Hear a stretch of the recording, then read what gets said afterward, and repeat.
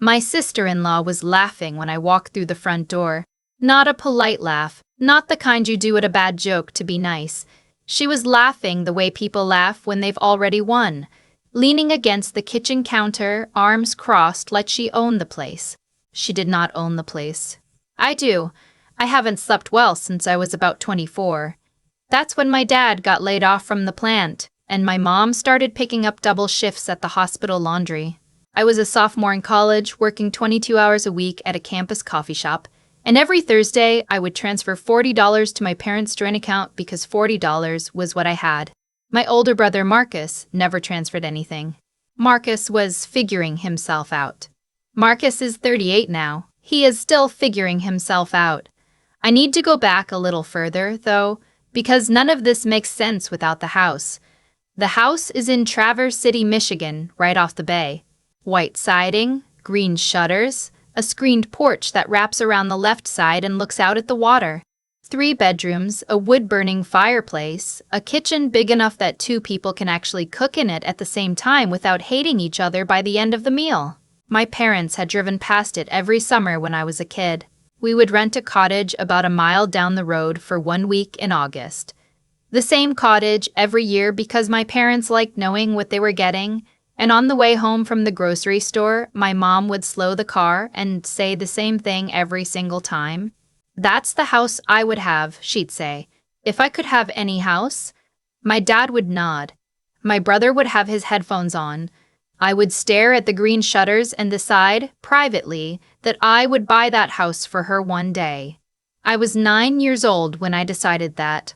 I kept it a secret for 26 years. I work in healthcare administration. Not glamorous, not the kind of job people ask about at parties, but the kind of job that, if you are disciplined and you don't make stupid decisions in your 20s and you live in a 1-bedroom apartment until you're 31, actually pays well enough to save seriously.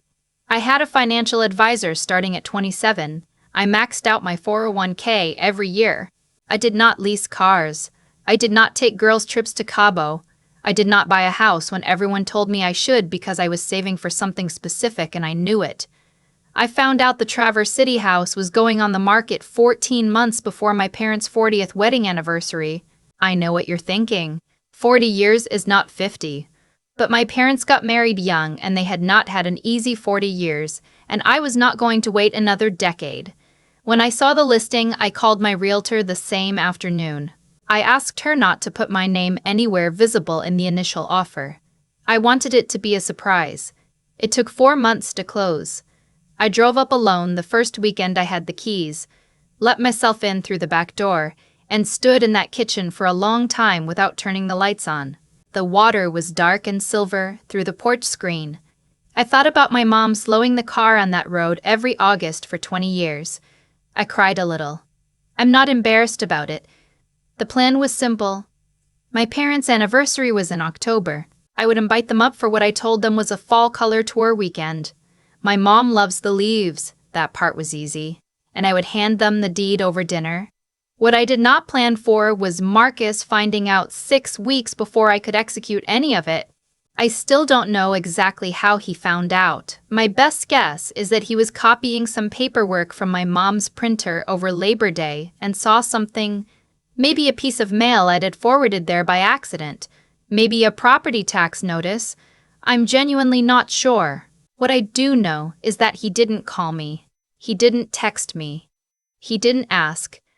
What he did was drive up to Traverse City with his wife Gwen the first weekend of October and let himself in using a key I had never given him.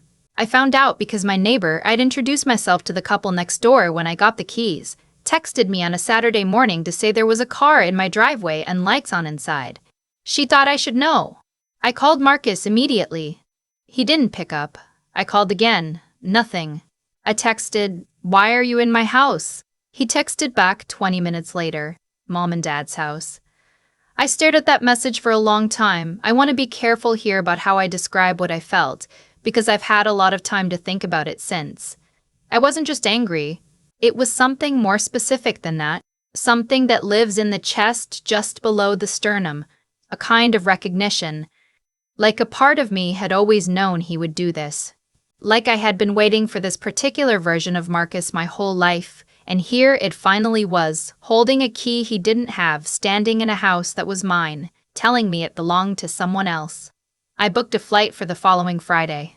I want to tell you about Marcus for a minute, because if you're going to understand what happened, you need to understand him. Marcus is charming. He is genuinely, effortlessly charming in a way that I have never been and never will be. He was the kind of kid who got out of trouble by smiling. He borrowed things and never returned them, and when you brought it up, he looked so genuinely confused and sorry that you almost felt bad for mentioning it. He borrowed $2,000 from my parents when he was 29 to get back on his feet, and he never paid it back. And when my mother brought it up once, gently, at Christmas, Marcus looked at her with those eyes and said, "Mom, I thought I thought you were helping me." And my mother apologized to him. My mother apologized to him for asking about her own money. He married Gwen 4 years ago. Gwen is a different problem entirely. She has opinions about everything and the confidence to share all of them and zero awareness of when she is not wanted. She is the kind of person who redecorates other people's spaces and calls it helping. I say this without any satisfaction. She is exactly the right partner for Marcus. I landed in Traverse City on a Friday evening. I had not told them I was coming. I drove from the airport with the windows down. October in northern Michigan is cold, but I needed the air. I had documents in the passenger seat, the deed, the title, insurance paperwork, a letter from my attorney laying out the ownership structure in plain language. I had put together that packet on my lunch break on Thursday. I wasn't planning a confrontation, I was planning a record. The lights were on when I pulled up. There was a second car in the driveway I didn't recognize, which meant they'd had company. I sat in my car for maybe 2 minutes, and then I got out. I heard Gwen before I opened the door. She was talking at a volume that suggested she believed she was the only person worth listening to in the room, which, for Gwen, was just her normal indoor voice. Honestly, I think the screened porch is the first thing we update. It's dated. And the kitchen. I opened the door.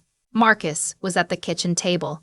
Gwen was standing at the counter exactly how I'd imagined her standing, like she was already measuring for new cabinets. There was an open bottle of wine and 2 glasses. The friends they'd had over had apparently just left because there were 4 glasses in the drying rack by the sink. Gwen stopped talking. Marcus looked at me and his face did something complicated. Not guilt, exactly. Something more performative than guilt. He arranged his expression into something that was meant to read as warm surprise. "Hey," he said, "you should have told me you were coming." "This is my house," I said.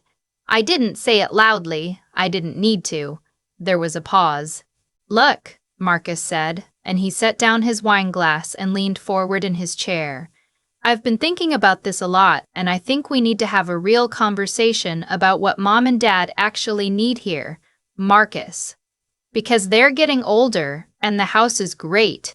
I mean, obviously the thought is incredible, but practically speaking, someone needs to be available to actually manage a property like this, and I'm in a better position right now, Marcus." I put the packet on the table in front of him. "I need you to read the first page." He looked at the packet. He looked at me. He did not pick it up. Gwen picked it up.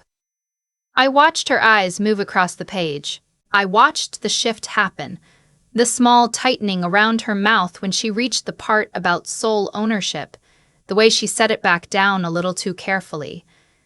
"This is a mistake," she said. "It isn't. You can't this is a family asset. It's not a family asset. It's my property. I purchased it 14 months ago with money I earned and saved over the course of my working life. The deed has 1 name on it. That name is mine." Marcus had picked up the packet now. He was flipping through it slowly, and I could tell by the way he was holding it. Too carefully, the way people hold things they're hoping will somehow change if they just look long enough. That he had understood this was real about 30 seconds ago and was still working out what to do about it. "You were going to give it to them," he said finally. "I am going to give it to them.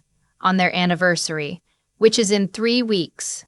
Then it becomes theirs. It becomes theirs when I choose to transfer it to them. So transfer it now, Marcus. If you're giving it to them anyway, just. I said their names are going on the deed on their anniversary, and that is what is going to happen. Gwen made a sound that I think was meant to be a laugh. This is insane. You drove up here to argue about a technicality? I drove up here because you're in my house without permission. I'm not arguing about anything. I'm telling you how this works. There was a silence after that. The real kind, not the kind people fill with noise. Marcus looked out toward the porch. The bay was completely dark by then. He had the expression of a man who was recalibrating, which, with Marcus, always means he was trying to figure out the next angle. Mom's going to be upset, he said. That's an interesting thing to say. I'm just telling you, she's going to feel like you blindsided her. The way you're handling this. I bought her a house. You made it about ownership. I almost laughed, not because it was funny, because of how perfectly, completely Marcus that sentence was. I bought our mother a house on the bay that she has wanted since I was 9 years old, and Marcus had managed in 30 seconds to make it about my controlling tendencies. You need to leave tonight, I said. I'll drive you to a hotel if you need me to. Gwen opened her mouth. Gwen. I looked at her directly. I'm not negotiating with you. You're not in this family. You're in my house. She closed her mouth. Marcus left. Not gracefully. There was a bit where he stood at the door and tried one more time. Something about how he just wanted what was best for the family. Something about how I'd always had a way of making everything transactional. And I let him say it because there was nothing for me to argue with. He wasn't wrong that I think about ownership. He just had never understood why. I changed the keypad code that night. I didn't sleep much. The anniversary weekend was 3 Saturdays later. I told my parents we were doing a fall getaway, just the 3 of us. My mom packed a cooler with her famous lemon bars. My dad wore his good jacket, the one he saves for things that feel like occasions, and when I saw him in it, I had to look away for a second, because I knew he didn't yet understand what kind of occasion this was. I drove. They sat in the back seat like we were kids again, which never happens, and my mom pointed out the leaves the whole way up, and my dad occasionally agreed with her, and I just drove and listened to them and tried to hold it together. We turned onto the road. I slowed down, and my mom, 71 years old, did exactly what she had done every August of my childhood. She looked out the window at the white siding and the green shutters, and she said, quietly, almost to herself, "That's the house I would have." "I know," I said. I turned into the driveway. She turned to look at me. "What are you—" "The key is in my purse," I said. "The blue keychain." I watched my mom find it. I watched her look at it for a long moment. The key, the blue plastic fob, the small paper tag I'd tied to it with her name on it. I watched her face change the way faces change when something too big is happening too fast to process. My dad said nothing. He just reached over and took my mom's hand. We sat in the driveway for a little while like that. The inside smelled like the cedar I'd put in the closets, and like the lemon candle I'd lit the day before. The afternoon light was coming through the porch screen the same way I'd seen it come through the first night I had the keys. My mom walked into every room without talking. My dad stood in the kitchen and looked out at the water. "The drawer pulls are the wrong size," he said finally. "Dad, I'm just saying, I can fix that." Which is how I knew he understood. I gave them the deed over dinner at the kitchen table. I'd made my mom's pot roast recipe, the one she taught me when I was 12. We had wine. My dad's eyes went red when I slid the envelope across to him, and he had to clear his throat twice before he could read it out loud. There's a thing that happens when you give someone something that cost you more than money. Not the giving itself, the moment just before, when you watch them start to understand what's coming. My mom's hands were shaking a little when she took the envelope from my dad. She read it and then she just held it against her chest and looked at me and didn't say anything. She didn't have to. I need to tell you what happened with Marcus, because it didn't end in that driveway. 2 days after the anniversary weekend, I got a text from him.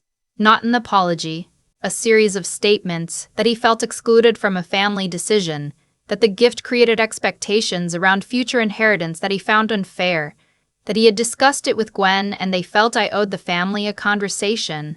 I read it once. I called my attorney on my lunch break.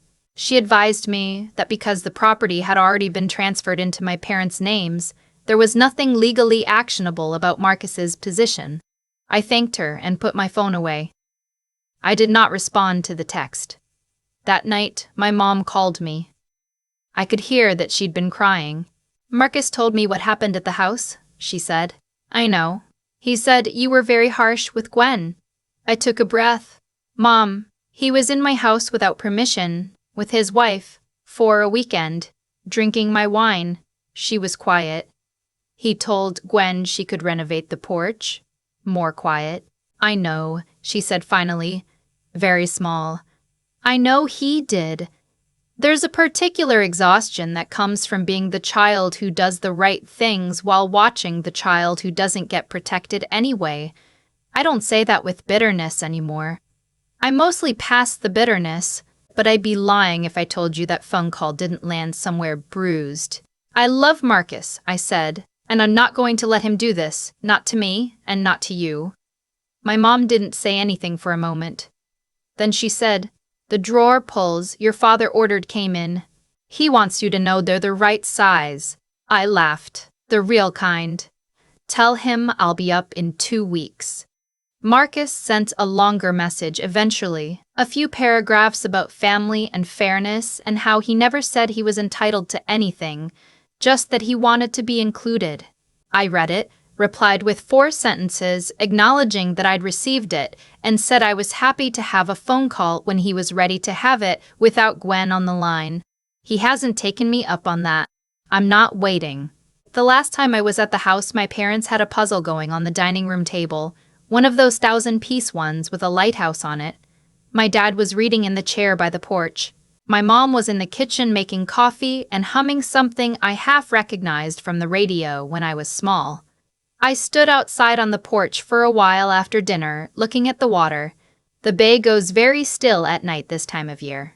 You can hear the neighbors' wind chimes from 2 houses down.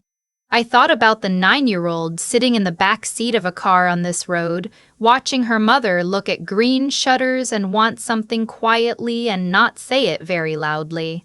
I thought, I see you. I always saw you. I didn't buy this house to prove anything to Marcus. I didn't do it to win. I did it because she slowed the car. She slowed the car for 20 years and never once asked me to notice. And I noticed, and she deserved to know that someone had been paying attention all along. Love is not something you declare in the loudest room. Sometimes it's a key on a blue keychain. Sometimes it's a pot roast recipe made in the kitchen your mother always wanted.